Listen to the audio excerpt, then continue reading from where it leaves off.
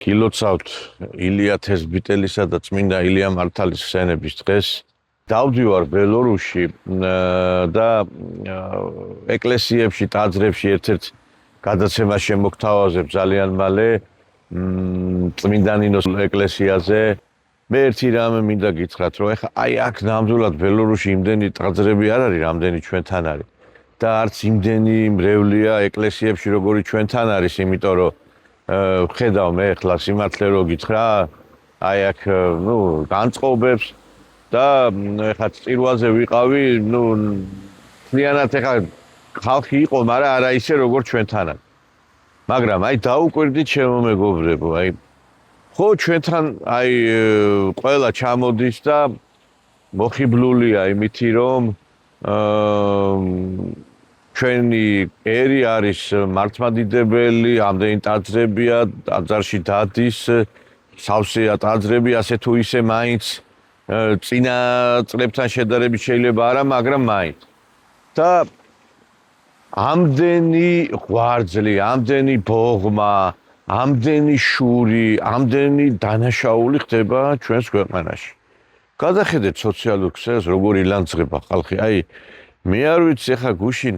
ერთი ჩემი მეგობრის მამა გახდა ძალიან ცუდად იმის გამო, რომ აი წაიკითხა სოციალურ ქსელში რაღაცა ძალიან ისეთი ბინძური პოსტები. ესე იგი, ქვეყანა შეჭამა აი ამ ღვարձმა, ბოღმამ, ურთიერთის მიმართ უპატივცემულობამ და წესით ხო ესე არ უნდა იყოს. თუ ჩვენ მართლმადიდებლები ვართ, თუ ჩვენ ეკლესიაში დავდივართ, რაღაცა ეკლესიურობა ხო უნდა გვეცხოს არა?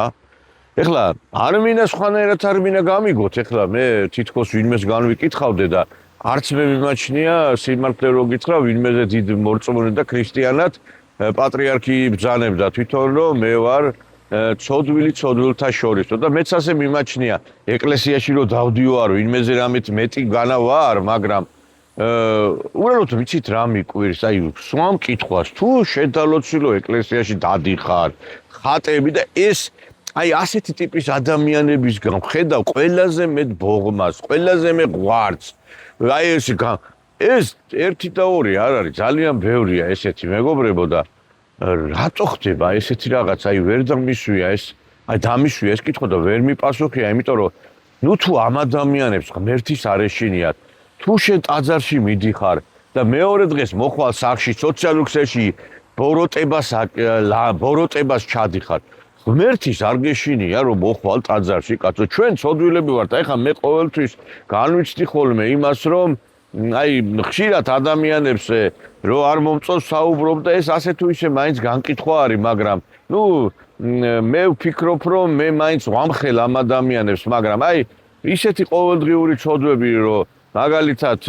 ხმამაღალი საუბარი, რაღაცა ცნობის მოყვარეობა, ეხლა ვიღაცას გონია რომ ეხლა აღსარების წიგნი სანამ გადავშალე, მეგონა რომ რა ვიცი, მე ცოდვას არ ჩავდიოდი, მაგრამ ეხლა ვიღაცებსაც ეგრე გონია ალბათ და ეხლა მე ბოდიში ერთი 20 წელია ეკლესიის მრევლი ვარ და მაზიარებელი ვარ და რა ვიცი, დადივარ ტაძარში და ვცდილობ რომ ვიცხოვრო ქრისტიანულად და მე მეშინია აი მაგალითად იმისი მძიმე ცოდვების და რაღაცნაირად ვცდილობ რომ რაღაცას ხო და ეს ხალხი ყოველდღე ამ ბოროტებას აკეთებს. იცის თან რომ აი ბოროტებას აკეთებს და არ ეშინია. და რა არის, რა ფენომენია ეს? და აქ ბელორუსში ხო არ არის ესეთი აი წმენაში მყოფი ერი ისე როგორ ჩვენ ვართ, იმიტომ რომ ანუ ამდენი ხალხი არ არის ტაძარში არ და ესე იგი მე არ ვიცი ხალხო აი ესეთი აი შრომელი, მოწესრიგებული აი გულისხმიერი ხალხი არ არსებობს ალბათ ამ ქვეყანაზე. აი ასე მგონია საბჭოთა ეპოქა. აი საბჭოთა კავშირში რო ცხოვრობდი ჩვენ, ხო? მაშინ ხო ტაძრებში არ დადიოდა ამდენი ხალხი. ბოლოს ეხა კი ამბობენ და არავის დაკეტილი არ იყო ბოლო პერიოდში, ვისაც უნდა და მივიდოდა, ხა შეიძლება ადრე იყო. მაგრამ არ დადიოდა ხალხი. და როგორი პატივისცემა იყო, როგორი სიყვარული იყო, როგორი ერთგულება იყო, როგორი მიმოსვლა იყო, მეზობელს პატივისცემდა, მიმოსვლა, ბოროტება, რასისულელეა და ანუ არც იმდენი ეკლესია. ესე იგი ხო უნდა დავსვათ აქ საკითხი, რომ აქ ამ საკითხში მარტო ბოდიში და რაღაცა ყველა ერი, ბერი, ყველა დამნაშავეა, ეკლესიამაც რაღაცა უნდა დასვას თავში კითხვა, რომ რატო ხდება ეს? იქნებ მისი ეს სასულიერო პირები არ მუშაობენ ისე როგორც საჭიროა, ხო? აი გუშინ ვიყავი ერთ-ერთ ეკლესიაში და არ მინდა ეხლა იმ ეკლესიის დასახელება და რაღაცა ცოტა დავიჩივლე რომ სიცხე იყო და მე მეთქი აი რაღაც პოლიპები მაქვს მეთქი გასაკეთებელი მაქვს მეთქი რა და ეგრევე ამ ადამიანებს საერთოდ არ მიცნობდა იქ გადაცემას ვაკეთებ რა უბრალოდ აი წმინდა ნინოს ეკლესიაზე ხო გითხარი და აუო ეხლავეო აი გადავრეკაო ჩემი ის არისო რა ქვია მრევლი არისო და იმ წუთასვეო რაღაცა გაგიკეთებენო ყველაფერს რა არა მამაო ხა შემცხვა რა მომერიდა და ისე კაც არ ვიცნობ არაფერი და იმ წუთასვე უფასოდ ყველაფერს გაგიკეთებენო იმდენად დიდი სიყვარული მე არ ვიცი ჩვენთან ხშირ შემთხვევებში არ ვიცი სასულიერო პირებისგან ხედავ აი იმას რომ მხოლოდ იქადაგონ ამბიონზე და თვითონ პირადად ხო სიყვარულის არგამცემები არიან. პირადად ხედავ ეხლა მე აგერ მაშინ ვიყავი კაცო რუსეთში კუსნადაი ტოჩკაში შევედი და ვთქვი რომ არაფრით არ ჩამოვა მაკდონალდს მეთქი და ესე იგი ამერიკაში მცხოვრებმა და მოღვაწე მართლმადიდებელმა მღვდელმა დაწერა რომ ისაო რა ქვიაო გადავისო რა რასაც ქვია რა ანუ ისქენიო არ შეგერგოს ეგისაო რა იმიტომ რომ ეხლა მე ხომ თლიან ესენი იმათ რა ქვია კრემლის აგენტად და პუტინშითა და მეცინებ ამ ყველაფერს რო იძახიან ყველაზე მეტი წინააღმდეგობები რუსეთში ხდება რო ვატყობ ეხლა და ყველაზე მეტად და არ ვიცი მაგაზე 1000-ჯერ ხა აღარ მინდა მაგ თემაზე ლაპარაკი ხო და ბიჭო არ ვიცი აი მე იმას კი არ ვიძახი რომ ეკლესიას კი არ რაღაცნაირად უბრალოდ რაღაცაში უნდა დავსვათ ეს კითხვა რომ რატო ხდება ეს მე ვფიქრობ თავარი დამნაშავე ამ ყველაფერში არა სასულიერო პირები არიან არამედ თავარი დამნაშავე ამ შემთხვევაში არის ჩვენი სახელმწიფო აი დავით აღმაშენებლის დროს გვერდრო იდგა ჭყონდიდელი და დავით აღმაშენებელი როდესაც მაგალითად გიორგი მწყინვალე თამარ მეფე იყო სულ სხვა დონეზე იყო ყველაფერი ასევე ხა კომუნისტურ ეპოქას რო ვლაპარაკობთ ხო ადამიანები ხელისუფლებები ხალხზე ზრუნავდნენ რა შენ მარტო ეხა იმ დღეს ერთი ქადაგება მოვისმინე რომ აიო კაცო თავარიო ის კი არ არისო რა ქვიაო საკვებიო ხო აი რაღაცა რომ მივიღოთო სულიერი საზდუაო კი ბატონო ესეა განა სწორი არ არის მაგრამ ადამიანი რომელიც მშიერია 30 წელია საკვები არ აქვს და სამსახური არ აქვს შეიძლება იმ ადამიანის მორალური სახე იყოს ისეთი როგორიც საჭიროა და ნორმალური სახე იყოს აი დავდივარ ბელორუსში აი დაწყნარებულ სახეებს ხედავ იმიტომ რომ 9000-იანი სამუშაო ქარხანა 6000-იანი სამუშაო ქარხანა 12000-იანი სამუშაო ადამიანის არეშინია სამსახურს დაკარგავს წავ ჩვენს ქვეყანაში კიდე ერთხელ მეორებ, როდესაც სამსახურები არ არის, ადამიანი იმაზე რამდენი ნერვიულობს იმისგან რომ შეიძლება მოკდეს, ხო? ბიჭო, რაღაცა ამაზეც ხო უნდა ერმა, ბერმა, ეკლესიამაც ხო უნდა ამაზე ხმა მოიღოს, ამდენი ხანია გავიგე უკვე ეს ქართული ოცნება 14 წელია ხელისუფლებაშია და ერთი ბოდიში დიდი რაღაცა საწარმო არ გაუკეთებია. აი ეხლა ამდენი რო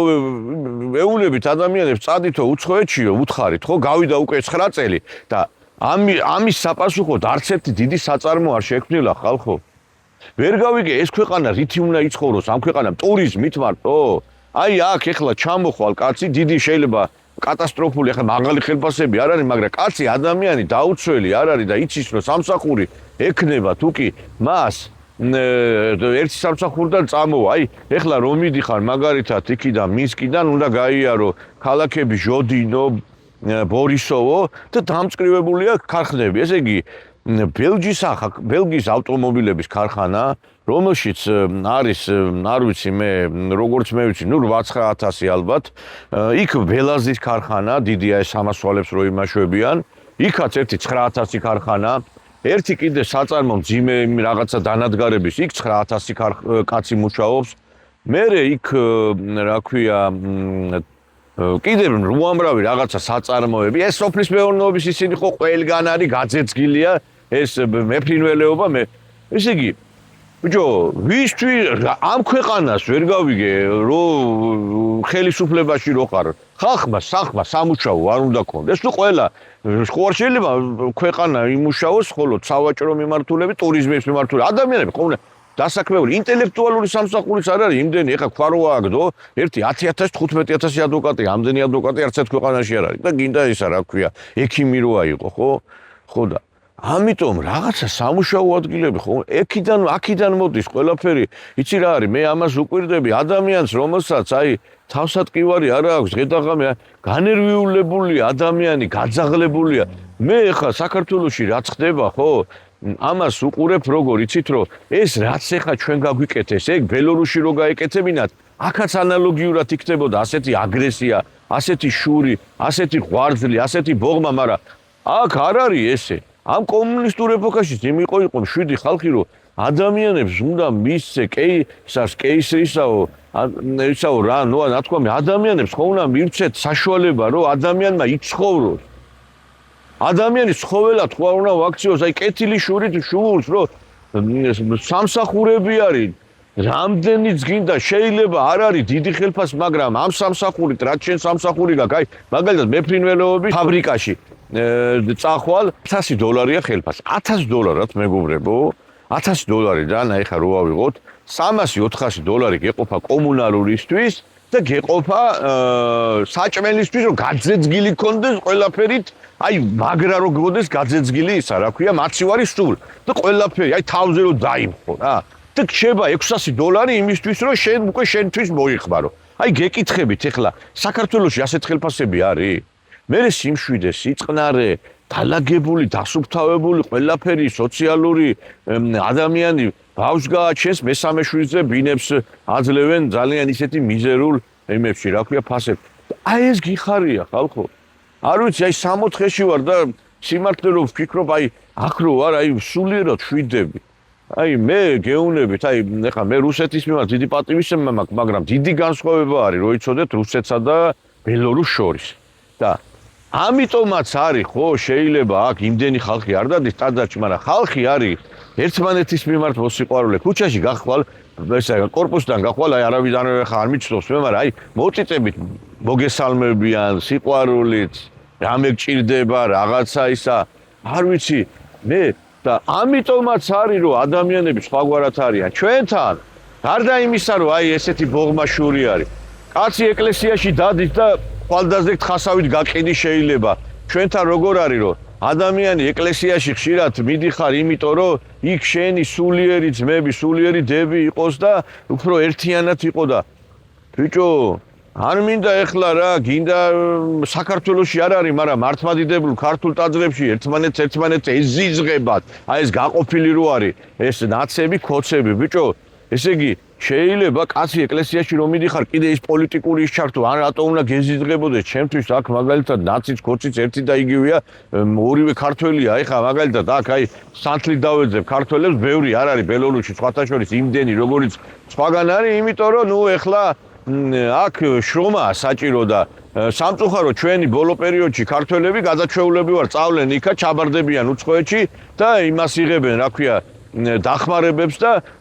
იციან რომ აი სახელმწიფო ვალდებულია უხადოს და აი გაგვაზარმაცა ჩვენ საბჭოთა ეპოქამაც გაგვაზარმაცა ხშირ შემთხვევაში უყურებდით ამ მანდარის მოვიდო და მოკრებთით всё ეგ იყო და ეგ და ეხლა მე იმას გევძახი მშრომელი არ არის ხალხი რა თქმა უნდა მშრომელია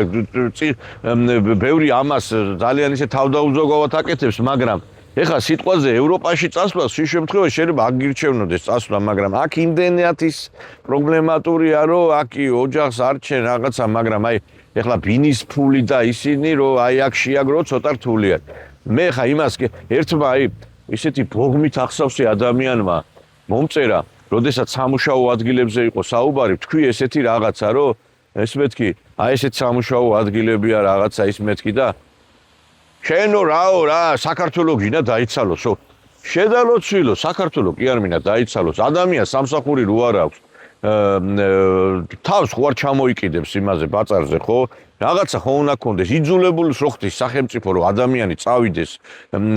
უცხოეთში აგერ არის ყურიზირში ეს ბელორუსია და 16-17,000 ამერიკაში გადახტას აქ ჯობია აგერ ყურიზირშია იმუშაო ეხლა მე ეხლა იმ დღეს ერთ-ერთი იტალიიდან ჩამოვიდა რესტორნის მფლობელი და ლაპარაკობდა გულმოკლით, რომ აიო, ამდენი ადამიანი არისო იუსტიციის სახში. ვის უნდა უცხოეთში წასვლა გეკითხები. მარტო იმის გამო არ არის ხალხი წასული კიდე რომ აი ამ შრომის და იმის გამო რომ სამსახურ უსამართლობის გამოც არის წასული ადამიანს უკანონოდ რომ დაგზდებენ ბრას, უკანონოდ რომ გდევნიან. ესეც ხო პრობლემაა საქართველოში რომ სამართალი ვერ იპოვის ადამიანი, ეხლა ხო ეგ ახალი არ არის არა. ეს რაღაცა ბოდიში შექმნეს სიძულვილის ენასთან მებრძოლის სამსახური და თვითონ ხელისუფლების წარმომადგენლები იცავენ თავის თავს და ნაცებს იცავენ, სხვაზე არავის არ ვრცელდება. შეხედეთ რეები ხდება სოციალურ ქსელში,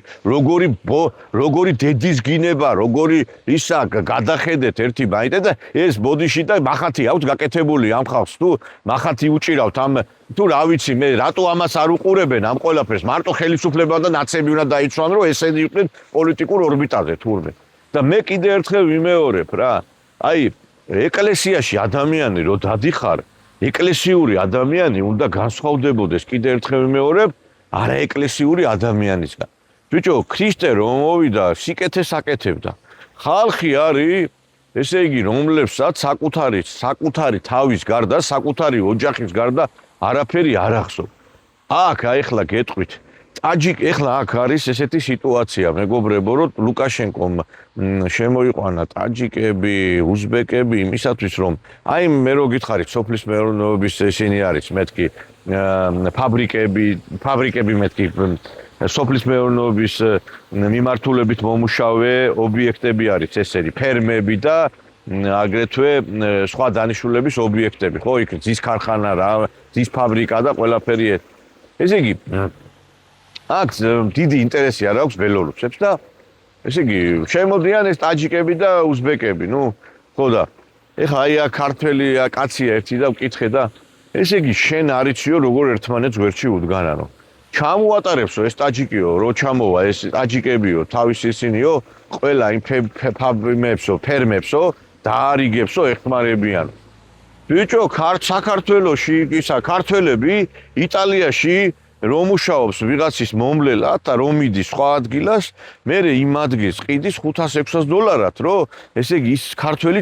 ხელი, ანუ ქართველი რომ დაასაქმო. წარმოგიდგენიათ თქვენ, ქართველი მიდის, არის დასაქმებული ვიღაცას უვლის, ხო? და უნდა სხვა ადგილზე გადასვლა. ადგილი თავისუფლდება, სხვა მოვა სხვა დაიკავს. ეუნება ქართველს, აი გინდა შენ რომ ჩემი ადგილი დაიკავო? გადამიხადე შენ ერთი თვის, ორი თვის ხელფასი და კი ბატონო ის. ბიჭო, აი ეს არის ქართველობა, გეკითხებით. ირადად განვიცდია მე ეს ყველაფერი აქავარ იმაში კაცი ბოდიში არიცის საწაიბოს ფული და რაღაცა ესე იგი ვერც ქრისტიანობას რო ვერ დაინახავ ასეთ ადამიანებში და ღმერთი ხო არავის არ გაუქმებია ანულირება ხო არ მომხდარია დღედაღამე კვერთხი რო გიჭირავს მისი რაღაცა ფორმა რო გაცვია შენი ოჯახის და სხვის გარდა ხო უნდა გახსოვდეს ეხა ვიღაცა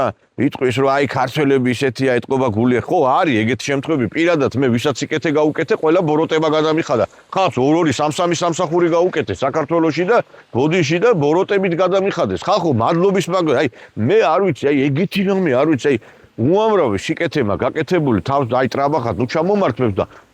სიკეთე გადამიხადეს ბოროტებით მადლობას თავი დავანებო რა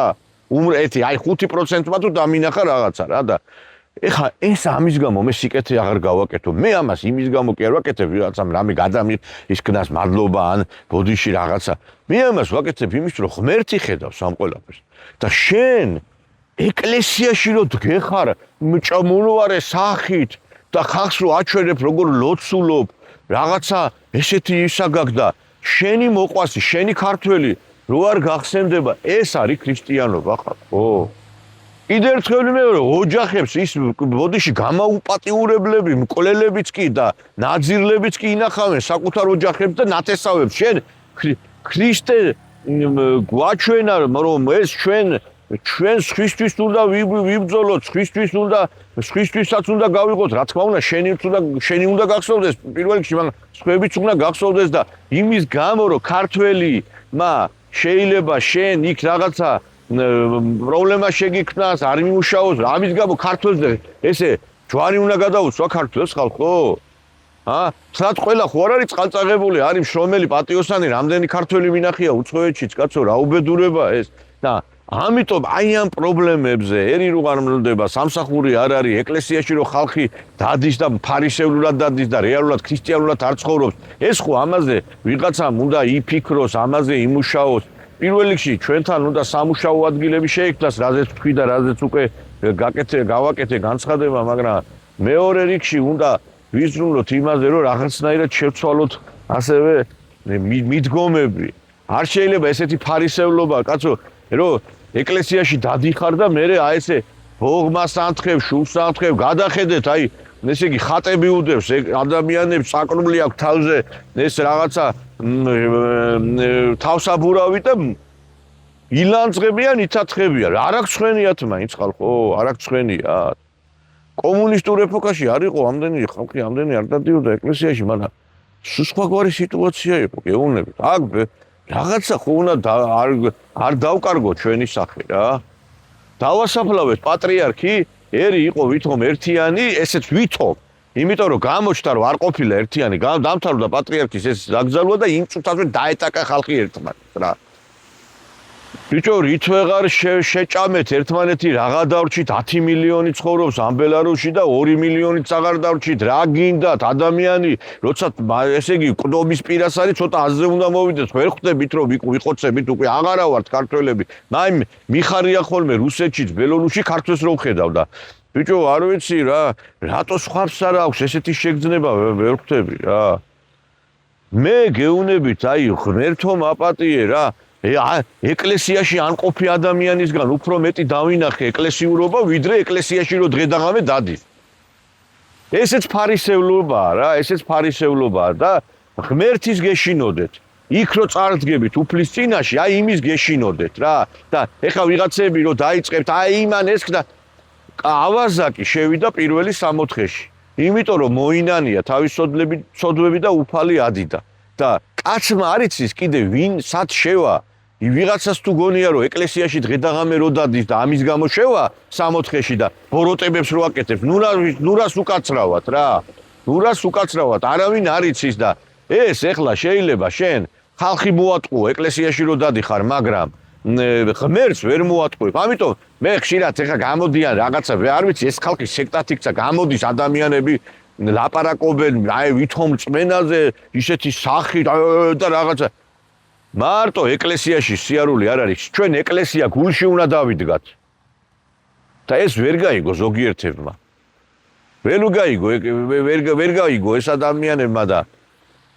მე ამდენი ბოღმას, ამდენი უბრალოდ ეხა პროფესიული იმიდან გამომდინარე შევდივარ ამ სოციალურ სექტორში, სულ არ შევიდოდი ამ Facebook. აი მე ამდენი ბოღმა, ამდენი შური არც ერთ ქვეყანაში არ არის და რო კითხო ვარ ჩვენ მართლმადიდებლები რა. კაცმა ესე იგი ამომიჭრეს ჩემი გამოსვლა, ქართველებზე ვლაპარაკობდი და ვითომ მე ქართველებს ვაგინებ. აი ესეთი ბოროტე როგორ უნდა იყო ადამიანი, ვერ ხვდები რა, რომ მე ვითომ ჩემ ვერ შეურაცხყოფ რა. ამ ქვეყანას შევწირე ხალხო თავი, მე პირადი მტერი კი არა მყავს. 15 წელია მე საქართველოსთვის ვიწვევი და ვშრომობ და რა ამისგან არც რაიმე ფული მიმიღი, არც რაიმე არაფერი. ზოგიერთმა ბოდიში აი არა ადამიანმა ისიც თქვა რომ რაღაცა დაპირისპირებები და რაღაცა რო არის, ესენიო რაღაცას ვერ იყოფენო. რაბა გასაყოფი ვის რა ვთხოვე? ან რამეს თუ ვაკეთებ, საქმისთვის ვაკეთებ, რომ საქართველოსული ურთიერთობები იყოს. რა ეხლა მე ჩემთვის უფრო კომფორტული არ იყო, კაცო, გადავიდებდი ფეხი-ფეხს და სხვებივით ვიცხოვრებდი. ხალხმა მილიონები იშოვა ამ რუსეთში და დღეს რუსებს აგინებენ. მე კაპიკი არ მიმიღია და არც მაგისტვის ვაკეთებ ამ საქმეს, რომ რამე მივიღო, იმიტომ რომ ამ აფხაზეთის და ცხინვალის დაბრუნების შანსი არის, რომ მოლაპარაკებები, მაგრამ არავითარი ქართულ-რუსული ურთიერთობები არ არსებობს, მეგობრებო. არავითარი არაფერი არ არსებობს. ეს არის უბრალოდ რამდენიმე ადამიანის უბრალოდ ცდელობა რომ ისკდას, იმიტომ რომ სახელმწიფო დონეზე არ არსებობს, არაფერს დონეზე არ არსებობს, გაყიდულია ყველაფერი ეკონომიკური და ესეთი ფრენები და სავიზო მიმოსვლა თუ აღდგა, ეს იმას არ ნიშნავს, რომ რამე წინ წავედით იმის იქით. ესეც არის იმიტომ, რომ აი ამ ბოდიში, აი ამ ღორმა ბიზნესმენებმა ფული იშოვოს. თორე ვინ იხეირა ამითი გეკითხებით, ვინ? $400 და $500 თვითმფრინავის ბილეთში უბრალო ადამიანი ვერ გადაიხდის, ხო? ვინ ცხოვრობს მოსკოვში წავა თვითმფრინავით, კი ბატონო, და ვინ საქმე აქვს წამოვა, თორე უბრალო ადამიანი ვერც იქ დასასვენებლად ვერ წავა, იმიტომ რომ $500 ძალიან ძვირი თანხა არის. და ვერც ის ბიზნესი აიწყო ვერავინ, იმიტომ რომ ბიზნესები აქაც რო რაღაცა შემოხვიდე დაიწყო, ამასაც 1000 რაღაცა ჭირდება და ამაზე არავინ არ იზრუნა არსებმა სახელმწიფომ. უბრალო გლეხი ყურძენს ვაშ ვერ გაიტანს დღეს იქ რუსეთში, იმიტომ რომ ეს სახელმწიფომ ჯერ ვერ მოაგვარა ეს საკითხი. ამიტომ რა ვიცი, დავფიქრეთ და ვიფიქროთ ამ ყველაფერზე, რომ რატო არის რომ ვითომ ამდენი ხალხი დადის ეკლესიაში და ჩვენთან ამდენი შური ყვარძლი ბოღმა და აი აგერ მაგალითად სხვადასხვა ქვეყნებში სადაც ბელორუსი ავიღოთ მაგალითად იმდენი ხალხი არ დადის არც ამდენი ეკლესია, მაგრამ უფრო მეტი წმენა უფლისა, უფრო მეტი სიყვარული, უფრო მეტი სასწორება ადამიანებს შორის. ამაზე ვიფიქროთ ხალხო. იფიქროს ყველამ ეკლესია როგორმე ეს გამოვასწოროთ. მაგრამ მე ჩემი აზრით აქ ყველაფერში დამნაშავეა სახელმწიფო, იმიტომ რომ ადამიანებს რომლებსაც ცხოველებად აქცევ, რომ ადამიანს 30 წელია სამსახურს არ აღიქცევ, ადამიანს რომელსაც ესე იგი დააპირისპირებ ერთმანეთში, ერთში ერთობა რო არ იყოს. და ესე იგი იმას ფიქრობენ ქართველი კაცი თუ რაღაცა ფეხზე დადგა, ეს მე შემიშლის ხელსო და დღეს ამიტომ ქართველი ერის დექართველიზაცია მიღდის საქართველოს. ქართველი ერი უნდა გავიდეს ამ ქვეყნიდან და არაბები, ინდოელები და ისინი უნდა შემოვიდეს რა. აი ეხა იმ ერთ ჩემთვის საპატივცემულო ადამიანს მინდა დაუბრუნდე რომ ჩამოვიდა იტალიიდან და აი ის არის რა პანე ჯორჯიან რაღა ის რახან ლაპარაკობ ეხლა კიდევ ვიღაცამ არის ფიქროს პანე ჯორჯიანოს ის არის ფლობელი კაცი ძალიან მიყვარ ძალიან პატივს ვცემ იმიტომ რომ რატო ვცემ იცი ყველაზე მეტად ამ კაცს პატივს იმიტომ ვცემ რომ აი თავის იმას რო აჩვენებს აი ამ რესტორან სულ ქართველები ყავს დასაქმებული აი ყველა იმ ქართველს ვენაცვალ და როგორ აყავს იცი დასაქმებული ისე ყავს დასაქმებული რომ აი ღირსეულ ხელფასებს იღებენ ღირსეულ ხელფასებს რომ ბაქანასაც იყიდის ბინასაც იყიდის და ამ რუსეთში ამ მეხინკლებს ესე იგი მონებად ყავთ ქართველები დასაქმებული ამ მეხინკლებს აი ესე დუჟი რო გადმოდით და ლოყები რო აქვს გადმოგდებული და თავის გონიათ რომ ეს არის დასაქმებული მონებივით აყავთ ქართველები დასაქმებული უმრავლეს შემთხვევაში შეიძლება არის და ეს არც დასაქმებაა, იმიტომ რომ შენ რო ბოდიში თეფშე გიდებს, ქათამი, ღორი, სხიზილალა და იმას სუპს რო ხლიპავს, სუპის ხლიპამდე გამახსენდა. აი ეს არ არის მეგობრებო, არც ქრისტიანობა და არც არაფერი. და აი ამ კაცზე გამახსენდა, ხო? ვენაცვალე ამ კახაც ერწვადეს, აი ამ პანო ჯორჯიანოს იმას და ჩამოვიდა ახტაცებული, აი ეს რა მაგარია ბათუმი, თბილისი და მე მივიდა იქ იუსტიციის აქ და ნახა რაც არის და თქვა რომ აიო ყველა უნდა დაბრუნდეთო და კახა რა არის, იცი? ვინ უნდა დაბრუნდეს? ვინ უნდა დაბრუნდეს, როცა საწარმო არ არის, ქარხანა არ არის, ფაბრიკა არ არის, იმ სოფელში ზოგიერთი, აი სოფელში რო წახვიდე რა, მე სოფელში რო წახვიდე და გურიაში თხილი მოიყვანო ფაროსანა შეგიჭ. ფაროსანა საკითხი 14 წალი ვერ მოაგვარეს. ანუ ფაროსანა შეგიჭამს ყველაფერს გაგინადგურებს. პამიდორ შეიტან, კით შეიტანს იმაში, რა ქვია, ბაზარზე და ის თურქული და ის ირანული და ის კიტრი და პამიდორი ისეთი ფასებისა, რომ ისინი ჩაგძირავენ. აი აქ მაგალითად რამხელად ბრძენი არის ბელორუსის პრეზიდენტი. შექმნა ეს გააკეთა ეს ავტომობილების საწარმო ბელჯი, ნუ ჩინური არის ეს ავტომობილი, მაგრამ თქვია ბელორუსული და ეს იწყობა ამ ჩინური ნაწილებისგან აქ ეს ავტომობილები. ესე იგი ისეთი განბაჟება გაუკეთა უცხოურ ავტომობილებს, ყველა ყიდულობს ამ ბელჯის მანქანებს. აი კაცი. და ჩვენმა ხელისუფლებამ ის ვერ მიხვდა რომ აი სოფლის მეურნეობის პროდუქციას მოდი რომ შემოიტანენ უცხოელები ან რაღაც პროდუქციას მოდი ისეთ ბაჟს გაუკეთებ რომ აღარც უღირდეთ შემოტანა და ჩემი კიტრი, ჩემი პამიდორი,